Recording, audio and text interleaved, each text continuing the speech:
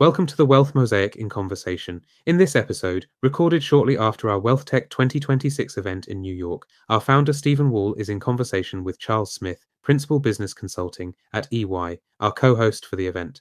Charles told Stephen about his career in wealth management, the EY Founders Circle, the changing profile and needs of wealth clients, understanding the best use cases for AI, and how firms are fixing roadblocks to their transformations, including data, inertia, and culture. We hope you enjoy the podcast. Charles, welcome. Thanks for Stephen. joining us. That's great to be here. And firstly, before we get into this, thank you for yesterday. I think it was a good event, a good start, and we massively appreciated EY's support in getting that done. No, it's great. We were really happy to work with the Wealth Mosaic and partner up, and I think it was a great event. I think a lot of people got a lot of exposure to new technology, new tools, and I think it's great to get the word out for some of these firms that are really building up some really neat stuff. Yeah, fully agreed. And I'm sure we'll discuss now, and as we heard yesterday, it's a sort of exciting time to be in the industry. And yes. so much change, so much movement, so many things to think about. Yeah, I think it's a great time to be in the industry, but it's also a little bit scary too. I think there's a lot of new things coming. I think AI is going to disrupt a lot. I think people are a little bit afraid, but a little bit excited to see what it can do. Perfect. So we like to make this a little bit personal and interactive. So not just products and themes and challenges and opportunities. So can we start with a little bit of background to yourself? Yeah, Who sure. you are, what you do, how you've got to where you are now. Sure. A little bit of your career. Absolutely. So currently I'm a partner at Ernst & Young at EY in the wealth and asset management practice. I've been there now total about 12 years. Started in wealth a long time ago. I think started out in product management and software, my first graduate college, but then moved into wealth. Back in 2001, I joined a firm that's a predecessor firm to InvestCloud. So I was in the product management team working on the APL portfolio accounting platform. Spent about 10 years total there. Then moved over to EY, started consulting back in 2012. So they work with a lot of different clients. I think one of the great things about consulting is it gives you the opportunity to kind of do a lot of different things, right? Work with a lot of different clients, different problems to solve. I love being in software, and that's why I think I have a predilection to working with a lot of these fintech firms. I know the challenges of building software. EY is given the opportunity to kind of do a little bit more beyond just technology and do a little bit more business solutioning, but incorporating technology into those solutions. So really enjoying the opportunity to work with some of these firms, both big and small. But again, so I've been in wealth for 25 years, and I just love the ability to bring new solutions to both advisors and investors, right? So I think one thing about wealth is that you really get to touch the end investor. So things I do, I could talk about with other folks outside of EY, cocktail parties at home. It's really something that touches every single person, whether you're an affluent investor or high net worth, right? What we're doing here is really spreading the opportunity for people to learn more about how to invest, how to run their financial lives. So it's really something that really, I think, has an impact. Yeah, and actually, referencing the previous conversation we were doing, we had, wealth actually, it's maybe the wrong term because a lot of people think of wealth as high net worth, ultra high net worth. It's the rich, where actually the industry touches a lot more than that. And certainly moving forward, retail wealth, mass affluent, like kind of the average Joe, if you will, has wealth requirements, retirement planning, so on and so forth. Absolutely. So the industry is quite interesting, and maybe wealth is even. We had this conversation with a good contact, an ex sort of Coots executive in the UK about it's misleading and even off-putting to some in the industry, or rather some potential clients. They're like, I'm not wealthy, right? I don't need wealth management, where in fact they do. They do. I think in the US it's defined a little bit differently. I think we define wealth really as the early stage investor is maybe doesn't have a lot of money, but wants to grow their wealth and needs to manage the process to get there, right? So self-directed, Gen Z investors graduating college are part of the ecosystem because you're going to get a job somewhere. You're going to get, in the US, you're going to get a 401k. That's part of your wealth management, right? Is having that retirement account. A lot of the younger employees here are getting, stock grants and plans and working for some of these fintechs, getting opportunities to have equity in the firm they're starting up. So managing their stock plan is also a big piece of wealth too. We see a lot of firms focus on not just your traditional online brokerage, right? But it's where that client is and where do I meet them to help provide them the advice and guidance that they need to grow the wealth. Yeah. Can you tell us a little bit more about your actual role and what you do with clients? Yeah, sure, absolutely. So the way EY looks at the way we help clients transform is there are three elements: strategy, transformation, and operation, right? So we do have a strategy team. EY Parthenon is our strategy arm. They do a lot of the M&A, investing, strategic direction that clients want to do. And then our organization, the Wealth Asset Management practice, comes in at the other two. So we do a lot of the transformation with a lot of clients today and operations. So on the transformation side, clients come to us when they have a direction where they want to go. Like, I am a wealth firm and I want to expand into a new market. I want to be able to streamline my operations. I want to create a new product line. I want to segment my clients better, understand them better. That's where we come in and help them really define the opportunity, define the requirements of what they want to build, help them transform, redesign processes, bring in new technology, find opportunities to help them grow their business or help opportunities to make it more efficient. So we help with a lot of the transformation opportunities. We kind of want to be with them through the journey, right? Our goal is to help them get from point A to point B successfully, on time, and under budget. That's our goal. The operations side is now we're transforming a little bit and saying, well, we can help you transform that business, right? And it'll take you 1 to 2 years to do that work, and we'll help you get all the way through that. Or one thing you can do is let us kind of run that for you, right? And as we run it, we will drive down costs. We'll do the transformation ourselves, so you don't have to even worry about it. So let us take on, we're doing work around advisor support, performance measurement, any type of middle and back office operations we get involved with. We do quite a bit on the asset management side around reg reporting is one we do quite a bit of work on, helping asset managers, create, file their reports they have to do for 13F, 13G, things like that. So anywhere there's opportunity to help transform and grow the business, either we can help you do that, or maybe take it on and just do it for you, so you don't have to worry about it. Let us handle that. And can you tell us a little bit about the sort of clients that you work with? You don't have to name names if that's not appropriate, but profile. Sure.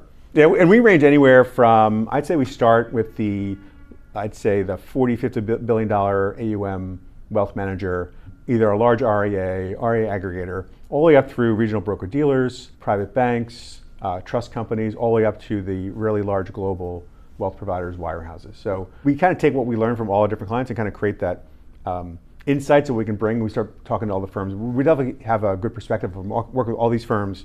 Wirehouses, RIAs all do things a little bit differently, but the common core there is to help the clients grow their business and help advisors be more effective. So there's a lot of commonality across what we do for all those firms. And I think you referenced 2001 when you started, so 25 years in the industry, from various angles. Mm-hmm. When you look at how the industry has moved from 2001 to 2026, time.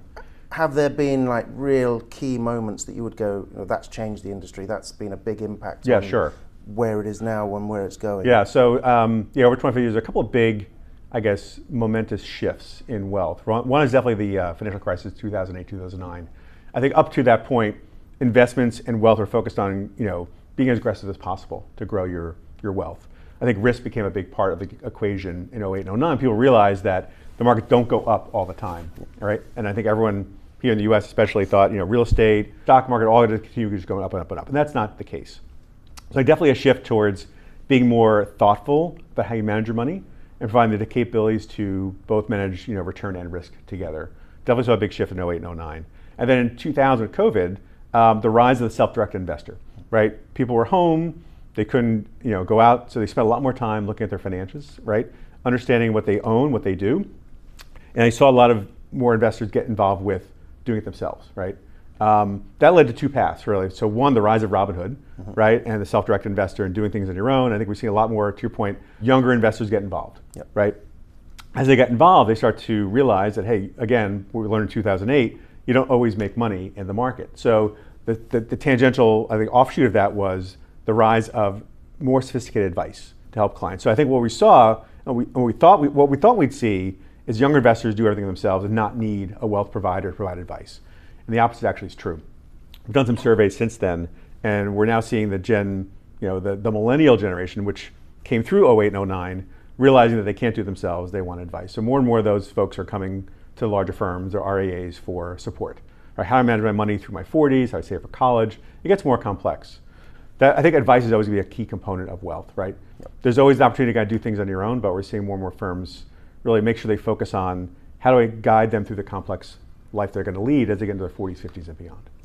I think some of the, actually it came from one of your colleagues at the presentation yesterday. Now I can't remember the name of the law, mm-hmm. but it came from the UK mm-hmm. in the Industrial Revolution. Mm-hmm. The more something is enabled, the more it's wanted, right? So yeah. I think the role of AI, for instance, I'm sure we'll come on to that in a minute, the more it sort of changes the industry actually and enables things, the more clients will actually want it, so yes. it'll drive consumption. Yep.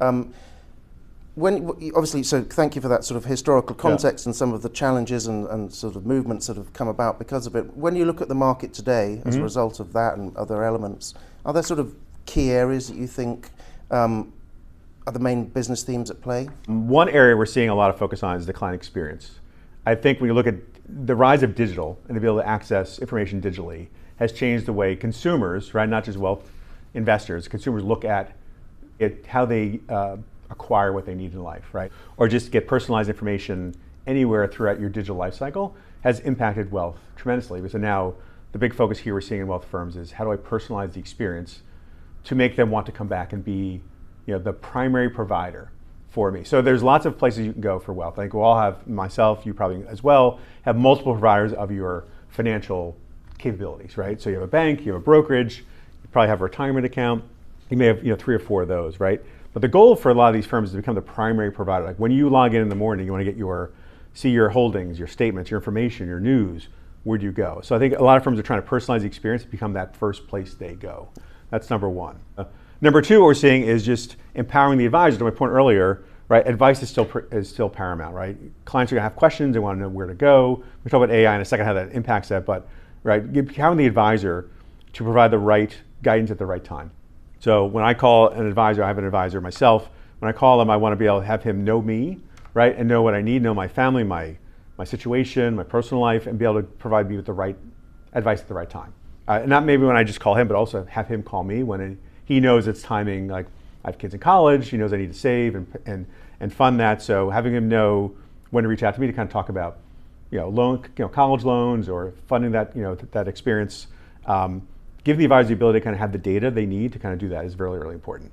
I think the last thing is we all heard, wealth management advice can be costly, right? High fees, high expenses. So a lot of firms today are coming and saying, we know there's value in advice, right? We want to still charge the proper fee, but how do we reduce the cost model to support that? A lot of technology that's grown up over the years, and I've been, like I said, 25 years in the space, see a lot of different technologies pop up.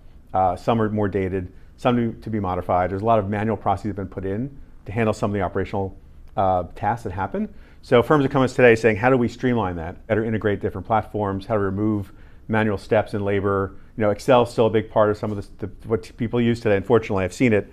So how do we remove those areas of where people are getting involved, where there's risk, opportunity to create errors, and streamline the operations so we can drive costs out of this business.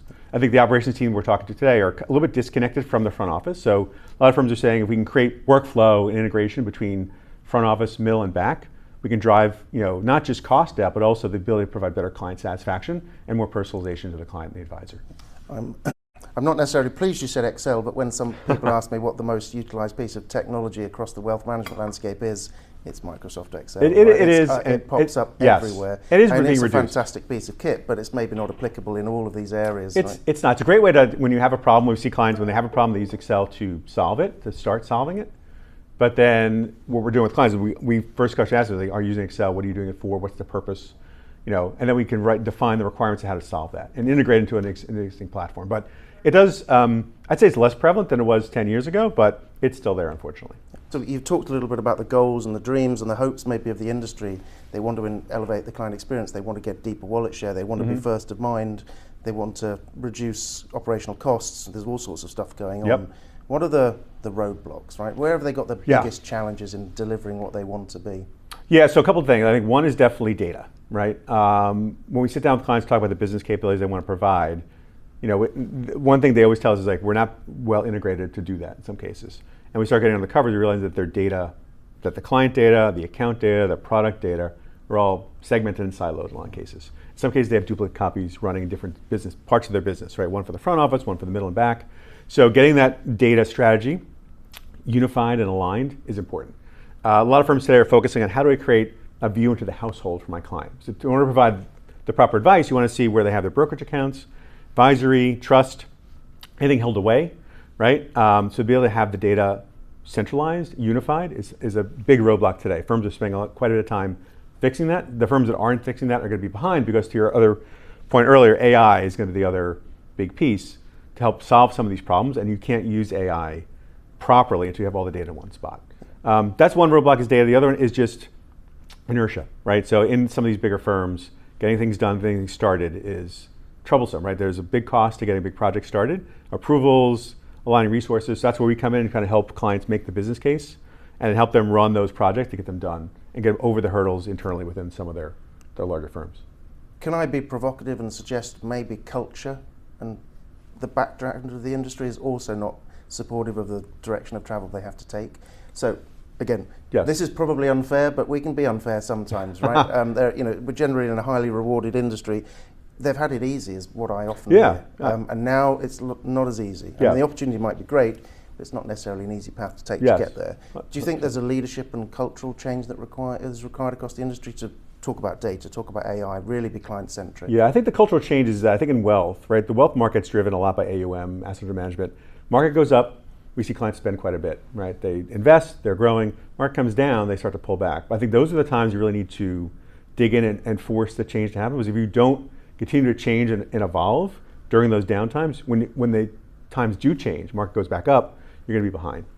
I think there are a lot of leaders out there who are a little afraid to invest in the down market. You see a lot of layoffs on the street sometimes when those things happen, but it's the ones that push forward and understand that, hey, we may have a down market this year, next year, but when the market turns around, we need to be prepared for what's going to happen coming out of that market. So I think changing and be able to accept change. A lot of clients we talked to today, obviously, they own some of these platforms, so for them, sometimes it's challenging to want to be the one to step forward and say, we need to transform this and take the risk. So we're seeing a lot of firms start to do that. I think firms are realizing that in this market, with the way technology is changing so quickly, that need to continually invest. Otherwise, if you don't, you will be behind your competitors. And my point earlier, you're not going to be that primary provider if you can't provide the full experience that a client's looking for. Let's get on to the AI topic. It's creating huge opportunity, potentially massive risk, fear. The industry is often criticised for being too short-termist, thinking in quarters rather than in years. Yet AI is moving at a pace that no one really knows where this thing is going to be in the next quarter. It's almost taking the industry back to the ways it's been told not to operate, because if you make a decision and it's the wrong one, you could be in significant, you'll have a dilemma. So can you talk in generally about where AI is in the industry, how the industry is in terms of its adoption, what can they do to deliver benefit from AI, given that it's moving at a pace that no one's seen before? Yeah, I think we talked about this at your conference yesterday as well. It came up quite a bit. Is AI is not going to be impactful unless you understand the use case you're trying to apply it to, right? So today, what firms are doing is they're identifying. They're doing it well, identifying use cases where there's lots of manual labor, people doing things that they don't need to be doing, and applying AI use cases to remove some of that, apply some insights, scalability. So we're seeing a lot of it in front office support, right? There's a lot of wealth firms today who have an advisor who he or she is supported by multiple people behind the scenes who are doing a lot of different things to get things done for that advisor. Take notes, prepare for meetings, prepare reports, prepare summaries of the client. So AI is a great use case for that. So a lot of firms are jumping into that space to use technology for that. I think when it gets more complex is some of the middle and back office stuff where it's a little bit more regulated, a little bit more risk in making a mistake.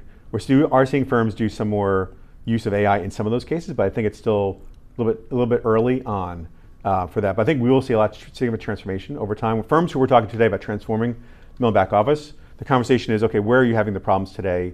Where can we better integrate, do it the traditional way of removing the manual labor? But where we can't move people, is there an opportunity to use AI to do that type of process? So I think it's still really early stages. I think you heard a lot of people talk yesterday. There are some solutions, but they're really point solutions to solve some problems. But I think gradually we'll see AI support more. I don't think, the question always comes is, will AI replace the wealth advisor? The answer probably is no.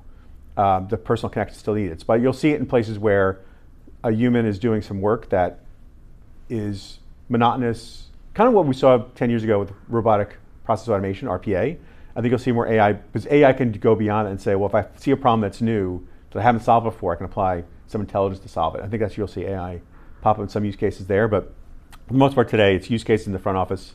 Gradually over time, you'll see more and more back office type of usage. Do you have a view into the future of wealth? I mean, that's a very broad question, but is there anything you think, look, in 5 years' time, this is going to be the case? I can only move so fast. Hard to see 5 years, maybe 2-3 years. I think you'll see a little bit more. You'll see a lot of what we saw yesterday too, a lot of really great startups who are thinking ahead, using technology to solve problems, right? I think you'll see a lot more of those pop up to help solve some of the issues we're seeing in wealth, some of the point solutions that are missing. We've seen some great solutions yesterday around using AI technology to do summarization of information, to help with workflow. I think one area we saw a lot yesterday was also compliance, right? Help monitor what's going on, looking across advisor communications and getting information. I think you'll see a lot more AI be implemented to solve some point solutions. Beyond that, in 5 years, I think it'll be more. I think you'll see advisors serving more clients. I think that one you'll see is the ability to reach more investors will be something that firms will start to do. We talked about earlier, the high net worth space, where they start, they provide hands-on, white glove service to that $5 million, $10 million segment. I think you'll see more of that get pushed down to lower levels to give them access to more investors, more wealth over time, and personalize that experience for that affluent investor who doesn't get that today, who would get that through AI type of technology, using avatars, using summarization, personalization of information to that investor, but you now can pull the data together, use AI to help identify opportunities to kind of communicate with them, and then reach out with them in a personalized manner. I think you'll see more of that. Yeah, brilliant. Yep. A final question. Yes. Can you tell us a little bit about the Founders Circle, the new Sure. initiative of working with, you've mentioned, not names, but you've mentioned some interesting startups in the space. Yes. And well, not just startups, but tech firms who can deliver some of the requirements of your clients. That's a great, So we created the Founders Circle a few months ago. What it really is to help, there are lots of large systems integration platforms, have large teams that are well known and well positioned to work with big firms. There are like I mentioned, a lot of small startups who have great ideas, great solutions, who are 5, 10, 20, 50 people, who don't know everyone in the wealth space, know where to bring their great solution. So we created the Founders Circle really to kind of help coach them, right? There's really 3 elements: coaching, cultivating, and commercializing them, right? So coaching them on where their solution fits. Is it a viable opportunity to bring to wealth? We help them cultivate them and say, we can go to some of these clients that we work with, identify the right people, help you find the right person to work with, and do a proof of concept, kind of really help prove out that your solution will work for a big firm. A lot of big firms today will look at these small firms, they're too risky, they could get bought, technology may not be scalable. So our job is really to help them, coach them on that, help cultivate the opportunity to bring it to a client, and kind of sit with them and say, we vetted this firm, look at their technology architecture, it's going to work, right? We'll help you implement it, we'll help do a proof of concept, help test it. And then the third part is help commercialize them, help them really grow their business from a few $1 million a year into a larger, more viable entity. We see so much opportunity for these small firms to kind of plug gaps in solutions, right? There are a lot of mid-tier wealth firms between 50 billion and 500 billion that could use them, but just don't know them. And really making that connection, I think we're trying to do. Great.